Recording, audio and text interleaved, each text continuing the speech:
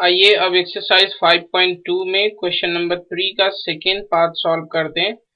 और इस क्वेश्चन में भी हमें एक एपी गिवन है, उसकी कुछ टर्म्स मिसिंग है और इन मिसिंग टर्म्स को हमें कैलकुलेट करके इन ब्लैंक बॉक्सेस को भरना है। तो आइए देखते हैं इस क्वेश्चन को किस तरह से सॉल्व करेंगे।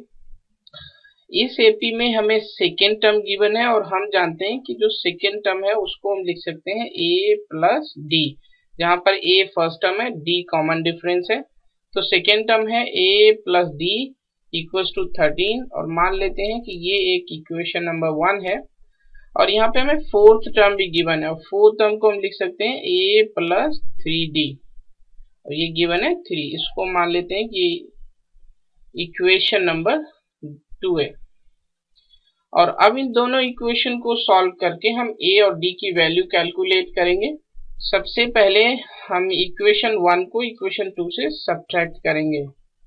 Subtracting equation 1 from equation 2, a plus 3d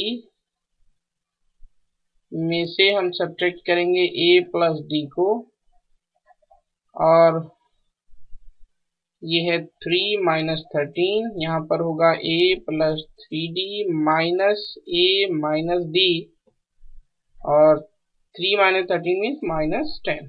इस माइनस a को इस प्लस a से कैंसिल कर सकते हैं। 3d में से जब d घटाएंगे तो आएगा 2d इक्वल्स टू माइनस 10। इसका मतलब d की वैल्यू है -5।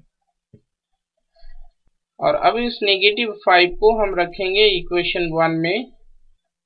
पुटिंग इन इक्वेशन 1, इक्वेशन 1 है a प्लस d की वैल्यू है हमने कैलकुलेट की है -5 और ये इक्वल है 13 के, तो a की वैल्यू हो जाएगी 18।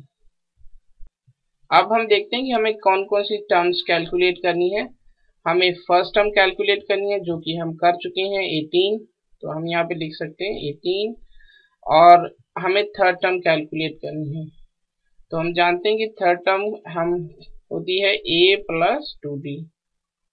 a की वैल्यू है 18 प्लस 2 और d है -5, तो ये होगा 18 माइनस 10 यानी 8।